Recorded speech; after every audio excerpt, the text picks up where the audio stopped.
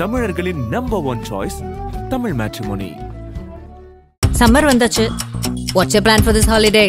எங்க கிட்ட விட்டுருங்க, நாங்க பாத்துக்கிறோம். VGT holidays. GT Holidays, South India's #1 travel brand. ஈடியோடைய முதல் டார்கெட் திமுக ஃபர்ஸ்ட் டேர்ம் நாம எடுத்துக்கலாமா? அதாவது திமுகவை ஒரு அரசியல் ரீதியாக நெருக்கடி கொடுக்குறாங்களா பாஜக? திமுக வந்து இதை எதிர்பார்த்துச்சு தம்பி. திமுக வந்து எலெக்ஷன் மூடுக்கு வந்து 1.5 மாசம் ஆச்சு. ஃபர்ஸ்ட் வந்து இவங்க போறது வந்து டாஸ்மாக்கு ஏன் போறாங்க அப்படின்னா அவங்க செந்தில் பாலாஜியை குறி வச்சு தான் போறாங்க. இது உதயநிதிக்கு வச்ச டார்கெட்டா சார்? இது ஈடியோடைய டார்கெட் உதயநிதியா? உதயநிதி விளையாட்டுத்துறை அமைச்சர் தானே. இப்ப துணை முதல்வர் சார். இப்போ துணை முதல்வர். இப்போ துணை முதல்வராக இருக்கலாம், விளையாட்டுத்துறை அமைச்சரா. இது வந்து அந்த காலத்துல இருந்து வரக்கூடிய விஷயம். அது அப்போ முதல்வரையும் சேர்த்து தான் டார்கெட் பண்ண, ஸ்டாலினையும் சேர்த்து தான் டார்கெட் பண்றாங்க. ஸ்டாலினையும் சேர்த்து தான் டார்கெட் பண்ண. நான் உங்களுக்கு தெரியாத ஒரு தகவல் சொல்றேன். ரத்தீஷும் ஆகாஷ் பாஸ்கரனையும் வீட்டை விட்டு ஓட சொன்னதே ஈடியில இருந்து ஒரு ஆள் சார். என்ன சார் சொல்றீங்க? ஆமாம் சார், அப்ஸ்காண்ட் ஆகல சார். அவங்க ஜாலியாக அவங்க டூருக்கு போயிட்டு இருக்காங்க. டாஸ்மார்க்ல முறைகேடே நடக்கலன்னு சொல்ல வரீங்களா சார்? பிடிஆர் சொல்லியிருக்காரு, எக்ஸைஸ் ஆகாமல நேரடியான டாஸ்மார்க் கடைக்கு வந்து பாட்டில் போகுது. என்ன சொல்லியிருக்காரு பிடிஆர்? கடந்த முறை அவர் வந்து பினான்ஸ் மினிஸ்டரா இருக்கும்போது ஓபன் ஸ்டேட்மெண்ட்ல பிடிஆர் சொல்லியிருக்காரு சார், இதனால அரசுக்கு ஏகப்பட்ட கோடி ரூபாய் நஷ்டமாயிருக்குன்னு பிடிஆர் சொல்லியிருக்காரு. என்னால எடுத்து தர முடியும். எடுத்து கொடுங்க. ஒன் இந்தியால வந்து ரிப்போர்ட் ஆயிருக்கு, அந்த நியூஸே நான் உங்கள்கிட்ட கொடுக்குறேன் சார். நீங்க இந்த மொட்டை நியூஸ் எல்லாம் கொடுத்துலாம் நீங்க உங்களை டிஃபெண்ட் பண்ண முடியாது. நீங்க பிஜேபி ஆளு, பிஜேபிக்காக கேள்வி கேட்கிறேன்னு சொல்லுங்க, நான் ஒத்துட்டு போறேன். டாஸ்மாக் ஊழலை பொறுத்த வரைக்கும் ஈடியே வந்து ஒரு 1000 கோடி ரூபாய்னு சொல்லும் போது அது வந்து ஒரு பெரிய அமௌண்டா தானே சார் படுது? சார் நீங்க எந்த எஃப்ஐஆர் சார் டிஃபெண்ட் பண்றீங்க சார்? 2017ல இருந்து இப்போ வரைக்கும் எஃப்ஐஆர்ஸ் பல எஃப்ஐஆர் அது? என்ன எஃப்ஐஆர் அது? பாட்டிலுக்கு 10 ரூபாய் அதிகம் வாங்கினதா? ஆமா சார், கடைக்குள்ள போய் செக் பண்ணும்போது வரக்கூடிய எஃப்ஐஆர் வேற. என்ன எஃப்ஐஆர் நீங்க காட்டுங்க. தங்கமணி பீரியட்ல நடந்ததுக்கும் நத்தம் விஸ்வநாதன் பீரியட்ல நடந்ததுக்கும் யார் பொறுப்பேற்க முடியும்? அதிமுக தான் பொறுப்பேற்க முடியும். அப்போ அதிமுகவும் ஊழலா? டாஸ்மாக்ல போவாங்களா? எடப்பாடி வீட்டுக்கு போவாங்களா? தங்கமணி வீட்டுக்கு போவாங்களா? நத்தம் விஸ்வநாதன் வீட்டுக்கு போவாங்களா? இவங்க போக மாட்டாங்களா? போலையே. குறிப்பாக இந்த டாஸ்மாக் ரைடு எந்த எக்ஸ்ட்ரீம் வரைக்கும் சார் போக வாய்ப்பு இருக்கு? தேர்தல் நெருக்கத்துல இன்னும் கொஞ்சம் பல டைமென்ஷனை வந்து இந்த கேஸ் எடுக்கும் போல இருக்கு. பயங்கர டைமென்ஷன்ஸ் எடுக்கும். ஆனா இது எல்லாமே ஸ்கிரீன் பிளே. குறிப்பாக வரக்கூடிய காலங்கள் திமுகவுக்கு ஒரு சோதனையான காலகட்டம் எடுத்துக்கலாம். சோதனை தான் சார். ஆதரணையர்களுக்கு அன்பு வணக்கம். இன்று நம்மோடு மூத்த பத்திரிகையாளர் திருமிகு தாமோதரன் பிரகாஷ் அவர்கள் உள்ளார். வணக்கம் பிரகாஷ் சார். வணக்கம் சார். சார் நலமா இருக்கீங்களா? ரொம்ப நலமா. அதாவது டாஸ்மார்க்ல ஒரு தொடர் ரைடு போயிட்டு இருக்கு. டாஸ்மார்க்குடைய எம்டி விசாகன் ஐஏஎஸ் அவர்களுக்கு சம்மன் கொடுத்து இடி ஆபீஸ்ல ஒரு 10 மணி நேரம் விசாரணை. அவர் வீட்டு வாசல்ல ஸ்கிரீன்ஷாட் பேப்பர்லாம் நாமளே பார்த்தோம். குறிப்பாக இதுல சில பல முக்கியமான ரைட்ஸும் நடந்திருக்கு. சில பேர் வீட்டுல அவங்க வந்து திமுக முதன்மை குடும்பத்துக்கு ரொம்ப ரொம்ப நெருக்கமானவர்கள் என்று சொல்லப்படுகிறது. ஒருத்தவர் ரத்தீஷ், இன்னொருத்தவர் ஆகாஷ் பாஸ்கரன். இவங்க வீட்டுல எல்லாம் ரைடு நடக்கிறத வச்சு பார்க்கும்போது ஈடியோடைய முதல் டார்கெட் திமுக ஃபர்ஸ்ட் டேர்ம் நாம எடுத்துக்கலாமா? அதாவது திமுகவை ஒரு அரசியல் ரீதியாக நெருக்கடி கொடுக்குறாங்களா பாஜக? திமுக வந்து இதை எதிர்பார்த்துருச்சு தம்பி. திமுக வந்து எலெக்ஷன் மூடுக்கு வந்து 1.5 மாசம் ஆச்சு. ஆமா, எலெக்ஷன் ப்ரிப்பரேஷன். இன்னைக்கு கூட மாவட்டங்கள்ல இருக்கக்கூடிய பிரச்சனைகளை தீர்க்கிறதுக்கு உதயநிதி வந்து உட்காந்து அறிவாலயத்துல ஒவ்வொரு மாவட்டமா கூப்பிட்டு உட்கார வச்சு பேசிக்கிட்டு இருக்காரு. இப்போ காலையில மயிலாடுதுறை மாவட்டம் முடிஞ்சிருக்கு. ஸோ திமுக வந்து எலெக்ஷன் மூடுக்கு வந்து 1.5 மாசம் ஆச்சு. இவங்க வந்து ஃபஸ்ட்டு வந்து இவங்க போகிறது வந்து டாஸ்மாக்கு ஏன் போகிறாங்க அப்படின்னா அவங்க செந்தில் பாலாஜியை குறி வச்சு தான் போகிறாங்க. ஓகே.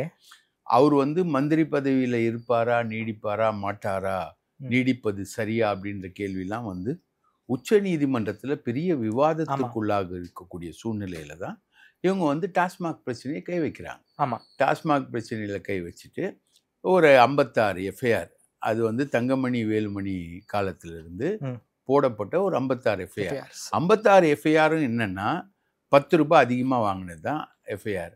அதாவது இவங்க வந்து கடைக்குள்ளே போயிட்டு அந்த விஜிலன்ஸ் ஸ்குவாடு, டாஸ்மாகோட விஜிலன்ஸ் ஸ்குவாடு செக் பண்ணும்போது நீங்கள் 200-300 ரூபாய் வச்சுருந்தா பிரச்சனை இல்லை, 3000-4000 ரூபாய் வச்சுருந்தீங்கன்னா உங்கள் மேலே ஒரு கேஸ் போடுவாங்க. கேஸ் போட்டால் அதுக்கேற்ற விளக்கத்தை வந்து நீங்கள் தலைமைக்கு வந்து கொடுக்கணும். இல்லைனா நீங்கள் ஒரு கவுண்டர் கேஸ் போட்டு அந்த கேஸை வந்து சேலஞ்ச் பண்ணணும். ஓகே. இது மாதிரி ஒரு 56 எஃப்ஐஆர் அப்போ வந்து தங்கமணி காலத்திலே டாஸ்மார்க்கு பாட்டிலுக்கு 10 ரூபாய் எக்ஸ்ட்ரா தான் வாங்கியிருக்காங்க. ஆமாம், அது யூனிவர்சல். அப்போ கொஞ்சம் பயந்து பயந்து வாங்குவானுங்க. இப்போ வெளிப்படையா வாங்குறாங்க. இப்போ வெளிப்படையா ஓப்பனா கொடு, இல்லைன்னா போ அப்படின்றதுதான். இப்போ சிலிண்டர் வந்து ஒருத்தன் தூக்கிட்டு வரானா, மாடி மேலே ஏறி வரான் அப்படின்னா நம்ம பெண்கள் பார்த்து ஒரு 50 ரூபா எக்ஸ்ட்ரா கொடுப்பாங்க. அது அவனுடைய உழைப்புக்கு கிடைக்கக்கூடிய ஒரு மரியாதை. இங்க அப்படி இல்லை, இவன் குடிகாரன்னும் போது அதுக்கேற்ற மரியாதையை வந்து அந்த மரியாதையோட தான் அவங்க டீல் பண்ணணும். அவங்கள 10 ரூபா கொடு இல்லாட்டி போ அப்படின்வாங்க. இது மாதிரி நிறைய தங்கமணி, நத்தம் விஸ்வநாதன், தங்கமணி, அதுக்கப்புறம் செந்தில் பாலாஜி, முத்துசாமி, மறுபடியும் இப்ப செந்தில் பாலாஜி, மறுபடியும் செந்தில் பாலாஜி, இப்ப மறுபடியும் முத்துசாமி, மறுபடியும் திருப்பி வருவாங்க. அது மாதிரி திருப்பி வரும்பொழுது எல்லா திருப்பிகளும் சேர்த்து தான் இந்த கேஸ். ஓகே. ஸோ இந்த கேஸை வந்து இதுலேருந்து என்ன ஜென்ரேட் பண்ணுறாங்கன்னா, இவங்க இந்த எக்ஸ்ட்ரா மணி மூலமா இவங்க வந்து ஒரு பெரிய ஃபண்டை கிரியேட் பண்ணுறாங்க. ஒரு 1000 கோடி மோசடி நடந்திருக்குன்னு சொல்கிறாங்க சார்.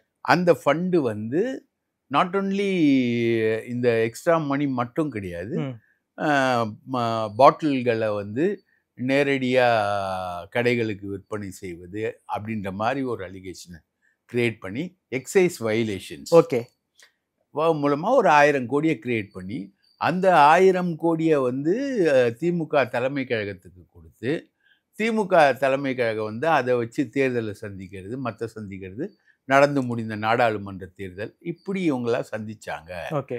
ஸோ இது வந்து மணி மேனிப்புலேஷன், மணி லாண்ட்ரிங், மணி மேனிப்புலேஷன் தான் லாண்ட்ரிங். ஓகே. மணி லாண்ட்ரிங் ஆக்டில் வருது அப்படின்னு சொல்லிட்டு இவங்க ஃபிக்ஸ் பண்ணுறாங்க. அதுக்கு ஒரு எஃப்ஐஆர்லாம் கிடைக்காது. 56 எஃப்ஐஆர் போட்டால் தான் ஒரு 50 லட்சம் ரூபாய் வரும். ஒரு 30-40 லட்சம் ரூபாய் இருந்தால் தான் அமலாக்கத்துறை எஃப்ஐஆர் போட முடியும். ஓகே.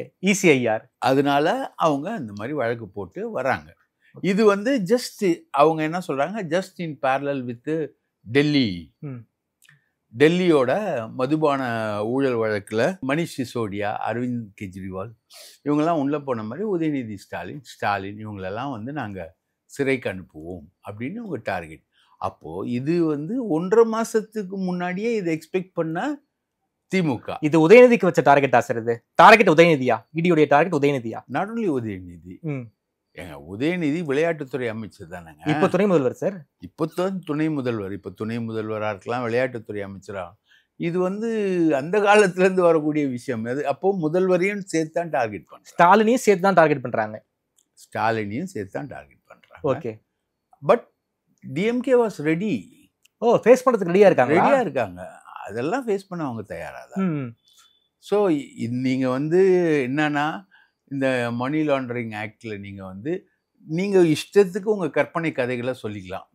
இந்நாள் இந்த நேரம் இவர் வந்து இங்கே போய் தப்பு பண்ணார், அங்கே போய் தப்பு பண்ணார், இந்த பெண் அந்த ஹோட்டலில் விபச்சாரம் செய்தார், இந்த ஹோட்டலில் விபச்சாரம் செய்தார்னு சொல்கிற மாதிரி அழகிகள் கதையை தினத்தந்தியில் எழுதுகிற மாதிரி நீங்கள் வந்து என்ன வேணால் சொல்லலாம். சொன்னால் அதை ப்ரூஃப் பண்ணுறதுக்கு வந்து ரொம்ப நாள் ஆகும். விசாகன் கிட்ட ஏகப்பட்ட பணி நேரம் வந்து வாக்குமூலம் வாங்கியிருக்காங்க. 2வது முறையாக போயிட்டு வந்து ஆஜராயிருக்காரு. 2வது முறையாக டாஸ்மாக் தலைமையில் அலுவலகத்தில் ரைடு, அதே போல விசாகன் வீட்டில் ரைடு. விசாகனை தூக்கிட்டாங்க போல இருக்கே சார் இடி. விசாகன் சொல்ற ஸ்டேட்மெண்ட் வச்சுதான் பல இடங்கள்ல இனிமே ரைடு போக வாய்ப்பு இருக்கு போல இருக்கே. விசாகன் ஒத்துக்கிட்டாரு போல இருக்கே உண்மை எல்லாத்தையும். விசாகன் உண்மையை ஒத்துக்கலையா எனக்கு தெரியாது. அது ஈடி கிட்ட தான் ஈடி கிட்ட தான் கேட்டாங்க. விசாகன் ஒத்துக்கிட்டாரு போலையே சார்னா நான் ஒன்றும் பதில் சொல்ல முடியாது. விசாகனுக்கு ஒரு நெருக்கடி இருக்குல்ல சார்? விசாகனுக்கு எந்த அளவுக்கு நெருக்கடி இருக்கோ இல்லையோ அது எனக்கு தெரியாது. அது வந்து விசாரணை வந்து நெக்ஸ்ட் வந்து இவங்க கோர்ட்ல சப்மிட் பண்ற அறிக்கையை பொறுத்து தான் நம்மளால பத்திரிகையாளர்களால புரிஞ்சுக்க முடியும். நமக்கு எக்ஸ்ட்ரா கண்கள்லாம் இல்லை ஈடிக்குள்ள போயிட்டு சொல்றதுக்கு. நமக்கு தகவல் சொல்றதுக்கு ஈடியில வழக்கறிஞர்களும் இல்லை. மற்றவங்களுக்கு தகவல் சொல்ற மாதிரி நமக்கு தகவல் சொல்றதுக்கு ஈடி வழக்கறிஞர்களும் நமக்கு நண்பர்கள் இல்லை. ஆனா இவங்க வந்து கோர்ட்ல சமர்ப்பிக்கிற டாக்குமெண்ட்ல தான் தெரியும். ஆனா விசாகன் கிட்ட இவங்களால பெருசா ஒன்றும் பண்ண முடியல அப்படின்றதுக்கு ஒரே ஒரு சிம்டம் தான் எனக்கு தெரிஞ்சு. அதாவது விசாகனும் ரத்தீஷும் பேசிக்கிட்ட மாதிரி ஒரு வாட்ஸ்அப் பேச்சாட்டை, அதுக்கப்புறம் விசாகன் வந்து உதயநிதிக்கு பொக்கே கொடுக்குற மாதிரி ஒரு போட்டோ, இதெல்லாம் வந்து விசாகன் வீட்டில் ரெய்டு நடக்கும் பொழுது பின்பக்கம் ஒரு இடத்துல போட்டு வச்சு அதை வந்து அந்த அமலாக்கத்துறை வழக்கறிஞர் வந்து பத்திரிகையாளர்கள்கிட்டலாம் சொல்லி பத்திரிகையாளர்கள்லாம் போய் பார்த்து அதாவது அது எப்படிப்பட்ட டாக்குமெண்ட்டாக, இன்கிரிமினேட்டிங் டாக்குமெண்ட். அதாவது நான் சொல்றேன் இல்லையா, இந்த தேர்தல் நிதிக்காக டாஸ்மாக்ல முறைகேடு செய்து பணம் சம்பாதித்தார்கள் அப்படின்னு சொல்றோம் இல்லையா, அந்த தேரிக்கு சப்போர்ட் பண்ற டாக்குமெண்ட் தான் ரத்தீஷுக்கும் விசாகனுக்கும் இடையே நடந்த statement. Okay, WhatsApp statement. Okay, WhatsApp ஸ்டேட்மெண்ட்டை A4 ஷீட்ல பிரிண்ட் எடுத்து அதை வந்து பின்னாடி போட்டு, அதுவும் உதயநிதி வந்து பொக்கே கொடுக்குற மாதிரி ஒரு போட்டோவையும் தூக்கி போட்டு, அதையும் அந்த முனையில லைட்டா கீச்சிட்டு அந்த போட்டோவை தூக்கி போட்டு, அதாவது விசாகன் கீச்சாராம். கீச்சவர் சுக்கு மாட்டாரா? அதாவது பத்திரிகையாளர்கள் கண்ணில் படும்படி அவர்கள் போட்டோ எடுத்து ஜூம் செய்தாலும் அந்த உரையாடல்கள் தெரியும்படி எவனாவது கீழ்ப்பானா? கீச்சானா பண்ணுவாங்க. நீங்க கீச்சிங்கன்னா கூட சரி, ஒரு பொருளை இப்போ ஒரு காதலி உங்களுக்கு ஒரு கடிதம் எழுதுது, அதை வந்து உங்க மனைவி கிட்ட மறைக்கணும்னு நினைக்கிறீங்கன்னா நீங்க என்ன பண்ணுவீங்க, அந்த கடிதத்தை சுக்கலா படிச்சு பார்த்துட்டு சுக்கலா யாருக்கும் தெரியாத மாதிரி கீச்சு வாஷ் பேசின்ல போட்டு தண்ணி ஊற்றிடுவீங்க. இதான் நடக்கும், ரைட்டா? இவங்க வந்து வாஷ் பேசின்ல ட்ரைனேஜ்ல எல்லாம் போய் எடுக்கல, வீட்டுக்கு பின்னாடியே. அப்போ அது வந்து கொஞ்சம் தான் கீஞ்சிருக்கு, லைட்டா அந்த உரையாடல்கள் எழுத்துக்கள் மறையாதவன்னு கேட்கப்பட்டிருக்கு. ஸோ இதை வந்து இவங்க போடுறாங்க அப்படின்னா இது வந்து ஒரிஜினல் டாக்குமெண்ட்டா, வெரிஃபைட் டாக்குமெண்ட்டா அப்படிலாம் தெரியாது. சில இப்போ பத்திரிகையாளர்கள்லாம் எடுத்து போட்டானுங்க, பல பேர் இதை எடுத்து போட்டாங்க. ஈடிக்கு ஆதரவான, அதிமுக ஆதரவான, பிஜேபிக்கு ஆதரவான ஆட்கள்லாம் எடுத்து போட்டாங்க, ரைட்டா? ஆனா இப்படி வந்து ஒரு விஷயத்த போடுவாங்கன்னா விசாகன் கிட்ட ஒன்றும் கிடைக்கலன்னு அர்த்தம். ஓகே, அதே மாதிரி நீங்க மற்றவங்க கிட்டயும் ஒன்றும் கிடைக்கல சார். அதே போல ரத்தீஷ் வீட்டுக்கும் ஆகாஷ் பாஸ்கரன் வீட்டுக்கும் ஏன் சார் இடி போனோம்? இவங்க 2 பேரும் வந்து டெபுட்டி சிஎம்க்கு வலதுகரம் இடதுகரம்னு சொல்லப்படுது. இவங்க 2 பேரும் ஏன் வந்து இடி டார்கெட் பண்றாங்க? இவர்கள் மூலமாக உதயநிதியை ட்ராப் பண்ண பாக்குறாங்களா இடி? சார், உதயநிதி வந்து ஒரு யூத் சார்.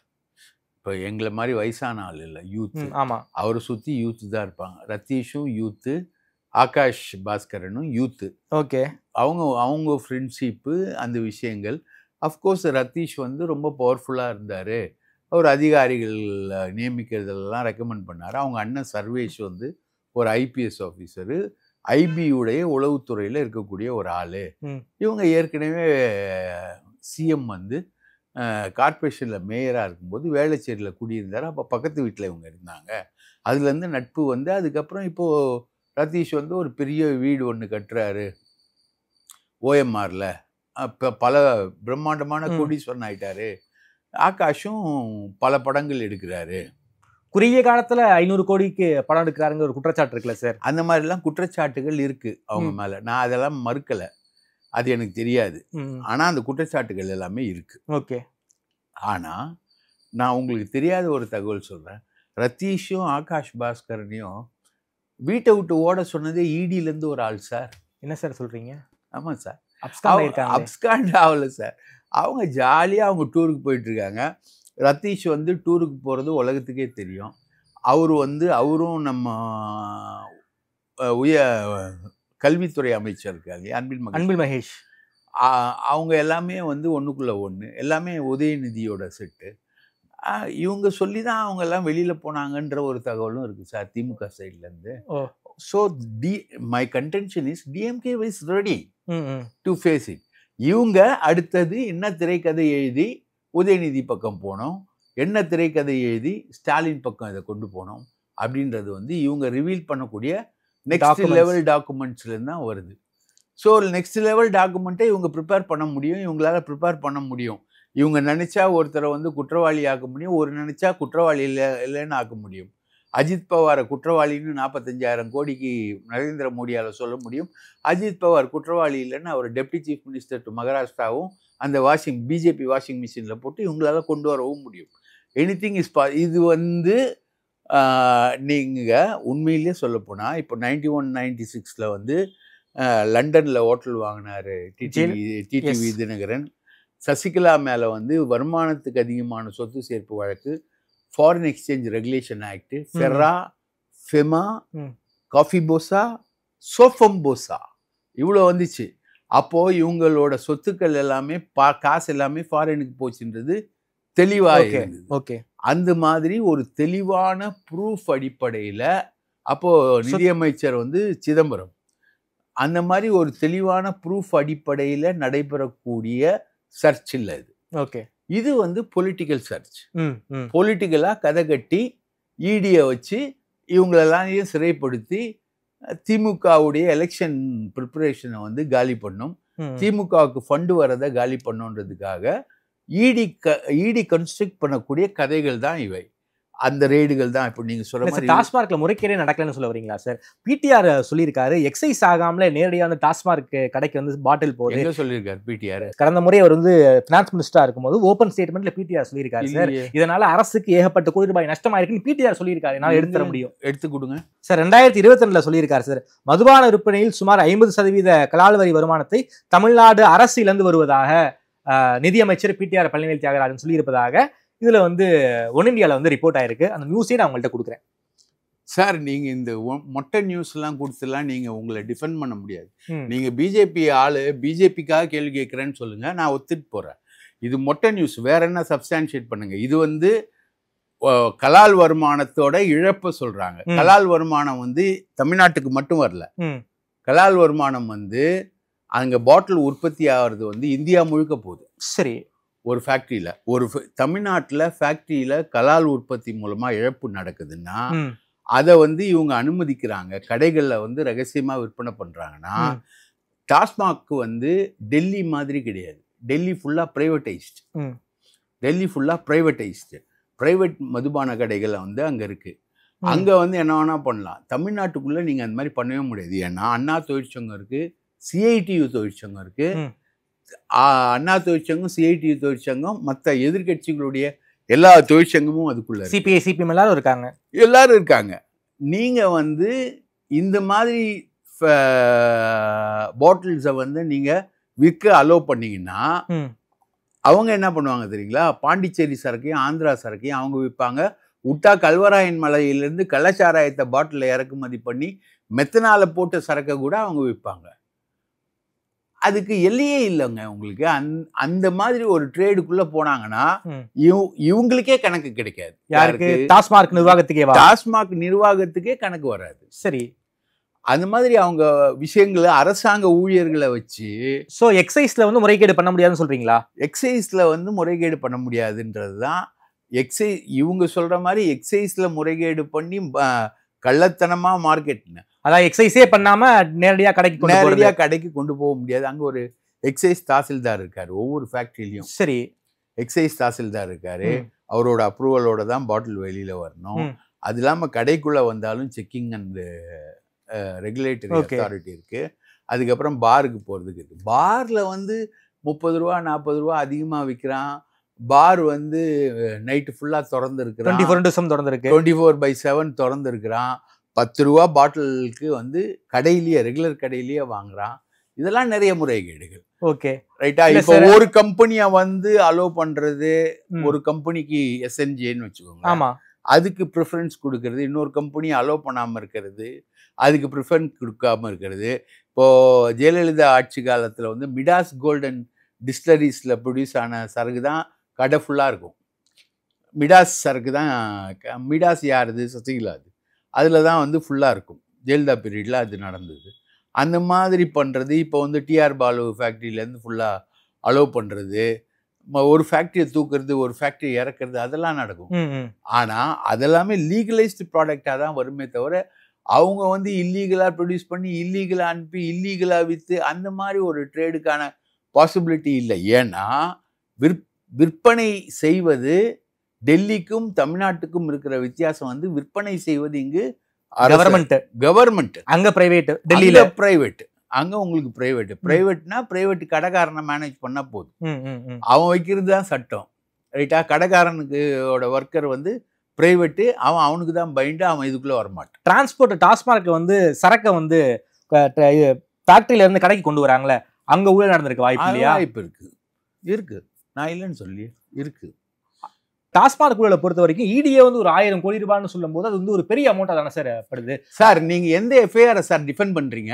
சார் 2017ல இருந்து இப்போ வரைக்கும் எஃப்ஐஆர்ஸ் பல எஃப்ஐஆர். என்ன எஃப்ஐஆர் அது?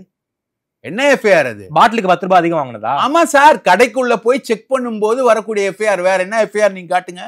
அந்த சரி காட்டுங்க சார். சார் அந்த எஃப்ஐஆர்ஸ் ஏன் சார் வந்து அவசரப்பட்டு மூடணும்? எதுங்க மூடுவதற்கு ட்ரை பண்ணிட்டு இருக்காங்க சார் தமிழ்நாடு அரசாங்கம். அது மூடுறதுக்கு ட்ரை பண்ணாங்க, மூடாம போனாங்க. தங்கமணி பீரியட்ல நடந்ததுக்கும் நத்தம் விஸ்வநாதன் பீரியட்ல நடந்ததுக்கும் யார் பொறுப்பேற்க முடியும்? அதிமுக தான் பொறுப்பேற்க முடியும். அப்போ அதிமுகவும் ஊழலா? டாஸ்மாக்ல போவாங்களா? எடப்பாடி வீட்டுக்கு போவாங்களா? தங்கமணி வீட்டுக்கு போவாங்களா? நத்தம் விஸ்வநாதன் வீட்டுக்கு போவாங்களா? இவங்க ரெய்டு போக மாட்டாங்களா? போலையே. அப்படின்னா டார்கெட் திமுக தான். திமுக தான் சார் டார்கெட். அவங்களுக்கு செந்தில் பாலாஜி தான் சார் டார்கெட். ஏன் சார் செந்தில் பாலாஜியை மட்டும் இவங்க டார்கெட் பண்ணணும்? கொங்கு மண்டலத்துல ஜெயிக்கணும்ல சார். போன தடவை 11 தொகுதி ஜெயிச்சிங்க. அதுக்கு அடுத்தது எலெக்ஷன் வந்தோடனே செந்தில் பாலாஜி ஜெயில இருந்துகிட்டே 100 மாநகராட்சி வார்டுல 95 மாநகராட்சி வார்டு அவர் ஜெயிச்சார்ல. ஜெயில இருந்து பார்லிமெண்ட் தேர்தல்ல நீங்க வந்து அண்ணாமலையை நிக்க வச்சீங்க, ஊன் பண்ணீங்க. துரைமுருகன் கூட அண்ணாமலை காசு கொடுத்தாரு. மணல் மாஃபியா மூலமா துரைமுருகன் கூட காசு கொடுத்தாரு. அப்படி கொடுத்தும் வந்து அண்ணாமலை ஜெயிக்க முடியலையே. செந்தில் பாலாஜியோட ஒர்க்கு தானே ஜெயில இருந்துகிட்ட. இப்போ நீங்க ஃப்ரீயா விட்டுருக்கீங்க. மந்திரியா இருந்தாரு, மந்திரி பதவி இருக்கக்கூடாதுன்னு கேஸ் போட்டு மந்திரி பதவியை பிடிக்கிட்டீங்க. இப்ப அவர் மண்டல செயலாளர் ஆயிட்டாரு. அவரு ஃப்ரீயா ஒர்க் பண்ணிட்டு இருக்காரு. அதனால இப்ப மறுபடியும் அவரை தூக்கி உள்ள உட்கார வச்சாதான் ஒரு அசம்பிளி தேர்தலை அவங்களால ஃபேஸ் பண்ண முடியும். அதுக்குதான் அவங்க ட்ரை பண்றாங்க. Okay sir. செந்தில் பாலாஜியை மாதிரி இன்னும் தமிழ்நாட்டுல வந்து பல முக்கியமான அமைச்சர்களுக்கு வந்து நெருக்கடி கொடுக்க வாய்ப்பு இருக்குன்னு சொல்லப்படுது. அது எந்த அளவுக்கு? கே நேரு, துரைமுருகன், கே நேரு தம்பியை விசாரிச்சுட்டாங்க. அந்த பேங்க் நிதியை வந்து முறைகேடா பயன்படுத்தின கேஸ்ல கே நேருடைய தம்பியை விசாரிச்சுட்டாங்க. இன்னும் மணிவண்ணன் அவரோட தம்பி இருக்காரு. ஒரு ஸ்ரீரங்கம் கோவில்ல 100 கோடி ரூபாய்க்கு ஒரு அன்னதான நிலத்தை 100 கோடி ரூபாய் வேர்த்துக்கு அவரு பிடுங்கி ஒர்க் பண்ணியிருக்காரு. அவரு அதை வந்து பிடிச்சிருக்காங்க. அதை வந்து ஃபர்தரா இன்னும் மணிவண்ணன் இன்னும் மாட்டல. அதனால அதுக்கு அடுத்த நிலைமையில அவரை என்கொயரி பண்றதுக்கான வாய்ப்பு இருக்கு. துரைமுருகன் வந்து இந்த டாஸ்மாக் மைன்ஸ்ல வந்து 8 மாவட்ட ஆட்சித்தலைவரை சம்மன்ஸ் கொடுத்திருந்தாங்க. கரிகாலன், ரத்னம், ராமச்சந்திரன் 3 பேர் இருக்காங்க. வருஷத்துக்கு 25,000 கோடி ரூபாய் டேர்ன் ஓவர் பண்றாங்க. ரைட்டா? லண்டன்ல ஒரு 21,000 கோடி ரூபாய்க்கு ஒரு ஹோட்டல் கட்டியிருக்காங்க. அவங்க கரிகாலன் கட்டியிருக்காரு. எல்லா அரசியல் கட்சிக்கும் காசு கொடுக்குறாரு. இருந்த வரைக்கும் அண்ணாமலைக்கு காசு கொடுத்தாரு. எல்லாருக்கும் காசு கொடுக்குறாங்க. எல்லா அரசியல் கட்சியும் அவர்கிட்ட காசு வாங்குது. மணல் காசு இல்லாம தமிழக அரசியலே கிடையாது. அந்த அளவுக்கு இருக்காங்க. ஸோ கரிகாலன், ரத்னம், ராமச்சந்திரனை பிடிச்சி அதுக்கப்புறம் துரைமுருகனை பிடிக்கிறதுக்கான வாய்ப்பு என்பது அதிகம். Okay sir. இது 2.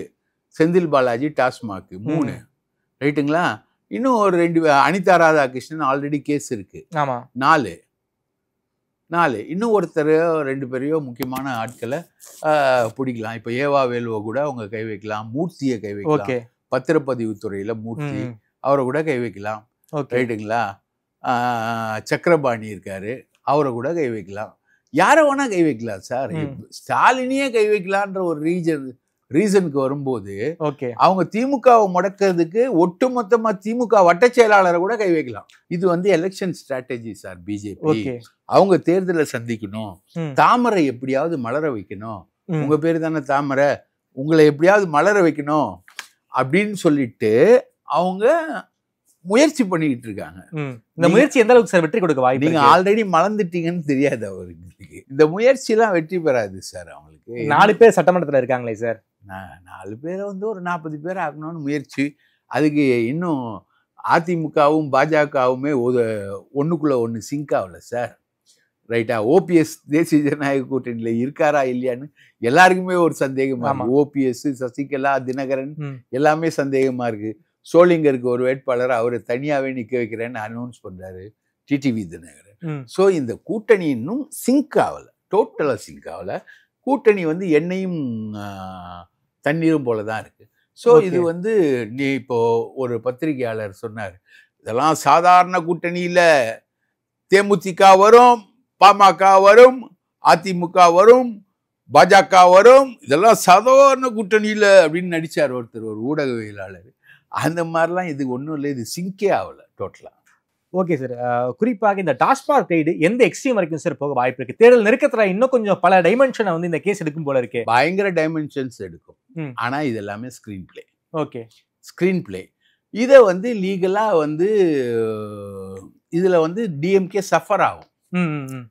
ரைட்டுங்களா? டிஎம்கே வந்து சஃபர் ஆகும், இதுல வந்து காயப்படும். ஓகே. ஏன்னா பிஎம்எல்ஏ சட்டம் அந்த மாதிரி. ஆமா. ஆனால் அதுக்குள்ள வந்து டிஎம்கே சட்ட ரீதியாக பிஎம்எல்ஏக்கு எதிராகவே எப்படி கவர்னருக்கு எதிராக ஒரு தீர்ப்பு வாங்கினாங்களோ அந்த மாதிரி பிஎம்எல்ஏக்கு எதிராக சட்ட ரீதியாக ஒரு தீர்ப்பு வாங்கிடும் போல இருக்கு. ஓகே, அந்த அளவுக்கான ஃபைட்டுக்கு திமுக தயாராயிடுச்சு, திமுக சட்டத்துறை தயாராயிடுச்சு. இதை வந்து எப்படி ஃபேஸ் பண்ணும்? இதை வந்து இந்த டாஸ்மாக் ஊழலை பொறுத்த வரைக்கும் ஃபேஸ் பண்ற மைண்ட் செட்டுக்கு டிஎம்கே வந்துருச்சு போல இருக்கே சார். சார் எப்போ வந்துட்டாங்க சார்? அவங்க ஹைகோர்ட்ல கேஸ் போட்டாங்க, சுப்ரீம் கோர்ட்டுக்கு அவங்க போல. ஹைகோர்ட் அந்த கேஸை நிராகரிச்சிச்சு. ஓகே, சுப்ரீம் கோர்ட்டுக்கு போல. அவங்க சுப்ரீம் கோர்ட்ல அமலாக்கத்துறை ஒரு கேவியட் போட்டு வச்சிருந்தது, அதனால போல.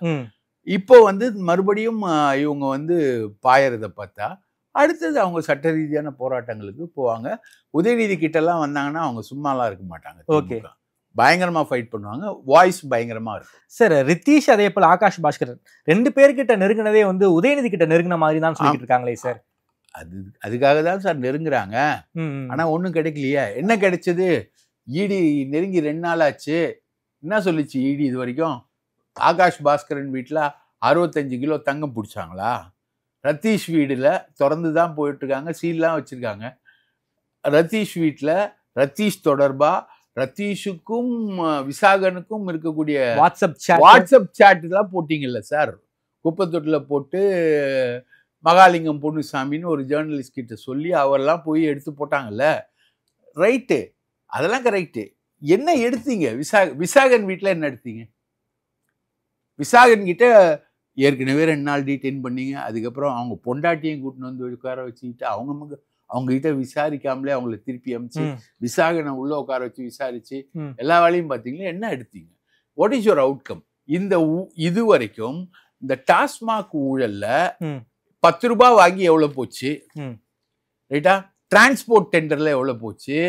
எக்ஸைஸ் முறைகேடுல என்ன போச்சு? அதெல்லாம் ஒன்றும் இல்லை. எவ்வளோ போச்சு? எப்படி டிரான்ஸ்ஃபர் ஆச்சு? எப்படி வந்துச்சு? எப்படி நிதி திரட்டப்பட்டது? இதை பற்றின கதை ஒன்றும் இல்லை. இவங்க ஏம் பண்ணுறதெல்லாம் எப்படின்னா, இது வந்து உதயநிதி பொறுப்பில் இது இருந்திருக்கும். உதயநிதி வந்து சில மேனிப்புலேஷன்ஸை வந்து இதை ஹேண்டில் பண்ணியிருப்பாரு, அதுக்கான ஆதாரங்கள் இருக்கு அப்படின்னு நினைச்சுதான் இவங்க ஏம் பண்ணிக்கிட்டு இருக்காங்க. அதிமுக வந்து யார் இந்த தம்பின்னு சொல்லிட்டு வந்து இந்த ரித்தீஷை வேற டார்கெட் பண்ணிக்கிட்டு இருக்காங்க. குறிப்பாக வந்து செந்தில் பாலாஜி அவர்கள் சிறையில் இருந்த காலகட்டங்களில் விசாகன் அவர்கள் ரித்தீஷ் கூட டைரக்டா பேசி எவ்வளவு கொள்முதல் ஆயிருக்கு, இந்த டாஸ்மாக் வரவு செலவு விஷயங்கள், குறிப்பாக யார்கிட்ட இருந்து எவ்வளவு ப்ரொக்யூர் பண்ணிருக்கோம் அப்படிங்கிற விஷயங்களை எல்லாம் ரித்தீஷ் கிட்ட சொன்னதாக எல்லாம் சொல்லியிருப்பாங்க. அப்படிங்கிற வாட்ஸ்அப் சாட்டு சார். அது உண்மைன்னா அது it is an incriminating document. ரத்தீஷையும் ஜெயிலுக்கு அனுப்பும், விசாகனையும் ஜெயிலுக்கு அனுப்பும். நீங்க வந்து ரத்தீஷ் மூலமா ரத்தீஷ் யாருக்காக நெகோசியேட் பண்ணா நீங்க கன்ஸ்ட்ரக்ட் பண்றாங்க, உதயநிதி ஸ்டாலின் எல்லாரையும் ஜெயிலுக்கு அனுப்பும். ஓகே, அது எப்படி சார் குப்பத்தொட்டில் கிடக்குது? What is the support for it? TASMAC விஷயத்துல என்ன ஊழல், எப்படி ஊழல், என்னைக்கு ஊழல்? நான் சொல்லட்டுங்களா ஜெயலலிதாவோட ஊழலை? ஜெயலலிதாவுக்கு ஊழல் பணம் வரும், அந்த பணத்தை விஜயன் இன்னொரு ஒர்க்கர் 2 பேரும் சேர்ந்து இந்தியன் பேங்க்ல போய் போடுவாங்க. அதே இந்தியன் பேங்க்லேருந்து பணத்தை எடுத்து இன்னொரு நாள் அவங்க வந்து ஒரு 60 கம்பெனிக்கு முதலீடு பண்ணுவாங்க. ரைட்டா? இந்த ஊழல் பணம் வந்து எக்ஸஸ் பணம். அது வந்து ஜெயலலிதா முதலமைச்சராக இருந்ததுனால அது வருது போயஸ் கார்டனுக்கு. அந்த பணம் இந்தியன் பேங்க் மயிலாப்பூருக்கு போகுது. மயிலாப்பூர்லேருந்து இவங்க 2 பேரும் எடுத்து ஒரு 60 கம்பெனிக்கு முதலீடு பண்ணுவாங்க. சசிகலாவோட உறவினர்கள் டைரக்டர்களாக இருக்கக்கூடிய கம்பெனிகளுக்கு முதலீடு பண்ணுவாங்க. இதன் மூலம் சொத்து வாங்கப்படும். இப்படி நீங்கள் 1000 ரூபாய் ஏக்கர் என்று வாங்கி கொண்டே போனால் ஒட்டுமொத்த இந்தியாவையும் நீங்கள் வாங்கி விடலாம் அப்படின்னு தான் ஜெயலலிதா ஊழலுக்கு எதிரான சுப்ரீம் கோர்ட் ஜட்ஜ்மெண்ட். இந்த மாதிரி கிளியர் கட்டா கொண்டு வாங்க சார். நீங்க உதயநிதியில ஸ்டாலின்ல யார வேணா அட்டாக் பண்ணுங்க. டாஸ்மார்க்ல ஊழல் நடந்து திமுகவுக்கு பார்ட்டி ஃபண்டே போலன்னு சொல்றீங்களா சார்? நான் போகலன்னே சொல்ல வரல சார். குற்றச்சாட்டு நிரூபிக்கப்படணும்னு சொல்ல வரீங்க. நிரூபிக்கப்படணும்னு கூட சொல்ல சார். குற்றச்சாட்டை தெளிவா கூற வேண்டும் என்று தான் சொல்றேன். ஓகே, நிரூபிக்கப்படணுன்றது secondary. Okay, when you allege, இப்போ நீங்க வந்து ஒரு இடத்துல நீங்க தப்பு பண்ணிட்டீங்க அப்படின்னு சொல்லிட்டு உங்க மேல குற்றச்சாட்டு போடுறேன். நான் தான் ஜெயலலிதாவோட குற்றச்சாட்டு சொன்னேன். எந்த தேதியில எங்க இருந்து போயஸ் கார்டன்ல இருந்து எப்படி இந்தியன் பேங்க் போச்சு, இந்தியன் பேங்க்ல இருந்து எந்த தேதியில மற்ற கம்பெனிகளுக்கு போச்சு, தெளிவாக நிரூபிக்கப்பட்டது. ரைட்டா? நான் தெளிவாக நிரூபிச்சு டேட்டு டைம் எல்லாம் சொல்ல எப்படி போச்சு, எங்க போச்சு, 10 ரூபாயிலேருந்து எவ்வளோ காசு வந்துச்சு, ஓகே, டிரான்ஸ்போர்ட் முறைகேடு டெண்டர்கள்லேருந்து எவ்வளோ ஊழல் நடந்தது, எக்ஸைஸ் முறைகேடுலேருந்து எவ்வளோ நடந்தது, எந்தெந்த கம்பெனிகள் எக்ஸைஸில் ஈடுபட்டது, முறைகேட்டில் வந்தது, அந்த பணங்கள்லாம் எப்படி திமுக பார்ட்டி ஃபண்டாக மாற்றப்பட்டது, இதை பற்றின ஒரு தெளிவான உரையாடலை கொடுங்க. குப்பை தொட்டியில் வாட்ஸ்அப் சாட்டெல்லாம் போட்டு ட்ராமா ஆடிட்டு இருக்கீங்க. அப்போ உங்ககிட்ட ஒன்றுமே இல்லைன்னு தானே அர்த்தம். இவங்ககிட்ட ஒன்றும் இல்லை, அதனால தான் குப்பை தொட்டில் போடுறாங்க வாட்ஸ்அப் சாட்டை. இல்லாட்டி அவ்வளோ இன்கிரிமினேட்டிங் டாக்குமெண்ட்டை யாராவது குப்பை தொட்டில் போட்டு பத்திரிகையாளருக்கு ஃபோன் பண்ணி எடுக்க சொல்லுவாங்களா? எடுக்க சொல்ல மாட்டாங்க. அப்போ போடுறீங்க, பத்திரிகையாளர்கள்லாம் போய் பொறுக்குறாங்கன்னா அங்கே வந்து மேட்ரே இல்லைன்னு அர்த்தம். Okay sir. குறிப்பாக வரக்கூடிய காலங்கள் திமுகவுக்கு ஒரு சோதனையான காலகட்டம் நான் எடுத்துக்கலாம். சார் சோதனை தான் சார். திமுகனா அது ஆரம்ப காலத்துலேருந்தே சோதனை தான் சார். நீதி கட்சின்னு இருக்கும்போது மயிலாப்பூர் மாஃபியான்னு ஒன்று இருக்கும், ரைட்டா? உயர் சாதிக்காரர்களோட மாஃபியா. அதை எதிர்த்து சமஸ்கிருதத்தை எதிர்த்து போராடின இயக்கம் தான் திராவிட இயக்கம். திராவிட இயக்கத்தோட வரலாற்றுல போராட்டங்கள் இல்லாமலே கிடையாது. ஓகே, சாதி கொடுமைக்கு எதிராக, பகுத்தறிவுவாதத்துக்காக, அதற்காக இதற்காக களம் கண்ட இயக்கம் தான் திராவிட இயக்கம். அதுல போராட்டங்கள் இல்லாமல் எப்படி இருக்கும்? போராட்டங்கள் இல்லாமல் யாராட்டமும் செல்லாது. கோடிக்கால் பூதமடான் அப்படின்னு சொல்லி கோஷம் போட்ட இயக்கம் தான் திராவிட. ஓகே, போராட்டத்தெல்லாம் பார்த்து பயப்படல சார். மிஸ்ஸாவை பார்த்து பயப்படல. இந்த ஈடியை பார்த்து பயப்பட போறாங்க. செந்தில் பாலாஜியை வந்து அவரே சொன்னாரு, என்ன பிஜேபியில் சேர சொல்றாங்க, சேர்ந்தா என் மேல இருக்கிற கேஸ் எல்லாம் எடுத்துருவாங்கன்னு சொல்றாங்கன்னு அவரே கோர்ட்ல சொன்னாரு. அது மாதிரி இப்போ ஸ்டாலினை வந்து பிஜேபியில் சேர சொல்லுவாங்க. அடுத்தது என்ன சார் சொல்றீங்க? ஆமா சார், நீங்க சேர்ந்துருங்க சார், எங்களுக்கு பாதி பிரச்சனை இல்லைல்ல, மொழிவாரி மாநிலங்கள் பிரச்சனை இல்லை, இந்தி மொழி பிரச்சனை இல்லை, மாநில உரிமைகளுக்கான பிரச்சனைகளுக்கு கேள்வி கேட்க மாட்டீங்க, கவர்னரை எதிர்த்து கேள்வி கேட்க மாட்டீங்க, கவர்னருடைய செயல்பாடுகள் வரம்பு மீறும்போது நீங்கள் கேள்வி கேட்க மாட்டீங்க. பேசாம பிஜேபியில் சேர்ந்து பாரத் மாதா கி ஜெய், தாமரை மலர்ந்தே தீரும் அப்படின்னு சொல்லிட்டு போங்க. ரொம்ப நன்றி சார். தமிழ்நாடு அரசியல் தொடர்பான பல்வேறு கேள்விகளுக்கு வந்து ரொம்ப வெளிப்படையாக பதில் சொல்லியிருக்கீங்க. தாமரை செல்வன் பேர் இருக்கிற ஒரே காரணத்துக்காக என்னை பிஜேபி காரணம் முத்திர குத்திட்டீங்க. நேரில் வந்து நேரம் கொடுத்து பேசியமைக்கு நன்றி பிரகாஷ் சார். நன்றி சார்.